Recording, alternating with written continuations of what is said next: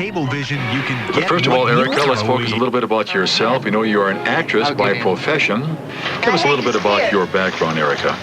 Well, as you said, I grew up in Kansas, and I graduated from the University of Kansas in education. And then I was an actress for 10 years, lived in New York and then Hollywood. And then I was just traveling through Southeast Asia, and I went to visit a refugee camp in the north of Thailand called Ban Vinai. There are 30,000 Hmong refugees living in this refugee camp. And I fell in love with the Hmong people, and I just moved into the camp, moved in with the Hmong family.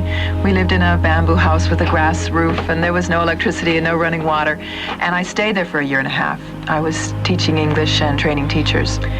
It started out as just a forest. When the Hmong escaped across the Mekong River, there was this forest there, and they went in and they had to build their own houses. So it looks more like a Hmong village because they built their own houses. But they are prisoners, and Thailand is tired of so many refugees. They don't want more refugees. And so they've started a policy they call humane deterrence. Part of that involves never giving anyone enough food to eat and making the conditions as uncomfortable as they can in the refugee camps so that more refugees will not want to come in. I don't know how many people in Appleton are aware that the Hmong are only refugees because they were America's allies during our secret war in Laos. During the Vietnam War, our government was conducting a secret war in Laos, and we didn't want to send our troops in there, and so we went in and recruited the Hmong and some of the other hill tribe people to be the guerrilla fighters in our secret army.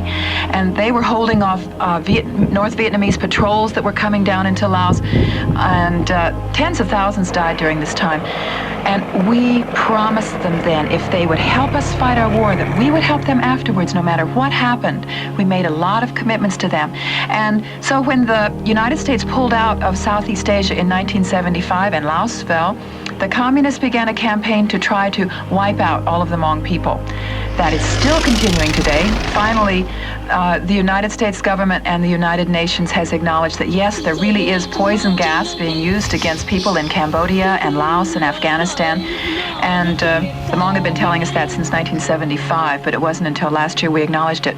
So they had no choice, because they were our allies, except to flee. They had to leave the country or they would be killed. They can't stay in the refugee camps in Thailand. Thailand won't let them stay. And so they had no choice but to go to a third country.